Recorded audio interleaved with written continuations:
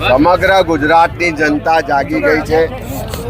રસ્તા પર ઉતરીને પોતાના અધિકાર માટે લડવાની તૈયારી સાથે ખુલીને બહાર આવી રહી છે.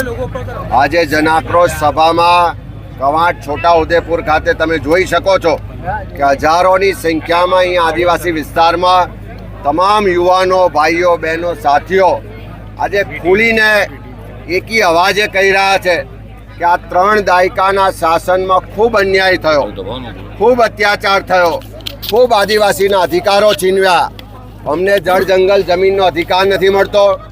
અમારા વિસ્તારમાં વિકાસના નામે જમીનો છીનવવામાં આવે છે, અમને બેઘર કરવામાં આવે છે.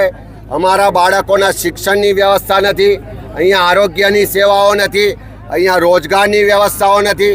ચારે બાજુથી ભ્રષ્ટાચારની લૂંટ મચાવનારા ભાજપના મળતિયાઓ, ભાજપના નેતાઓ સામે લોકોનો ફટકાર, લોકોનો આક્રોશ આજે ફૂટીને બહાર આવી રહ્યો છે.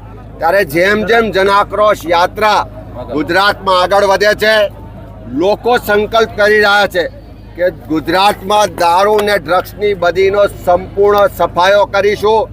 ગુજરાતના ખેડૂતોના સંપૂર્ણ દેવા માફ કરાવીશું. ગુજરાતમાં ફિક્સ પગાર કોન્ટ્રાક્ટના આઉટસોર્સિંગ પ્રથા બંધ કરાવીશું. ગુજરાતના જે ભાજપના ભ્રષ્ટાચારીઓ છે એ ભ્રષ્ટાચારીઓને ખુલ્લા કરી અને જેલના સળિયા પાછળ નખાવીશું. અને આ ગુજરાતના આદિવાસી સમાજ હોય, બક્ષીપંચ સમાજ હોય, સામાન્ય લોકો હોય, ખેડૂતો હોય, યુવાનો હોય, મહિલાઓ હોય, એને એનો હક અધિકાર અપાવીશું. એ સંકલ્પ આજે જિલ્લે લોકો લઈ રહ્યા છે. અને આજે છોટાઉદેપુર ખાતે હજારોની સંખ્યામાં લોકોએ આ સરકાર સામે બાયો પણ ચડાવી છે.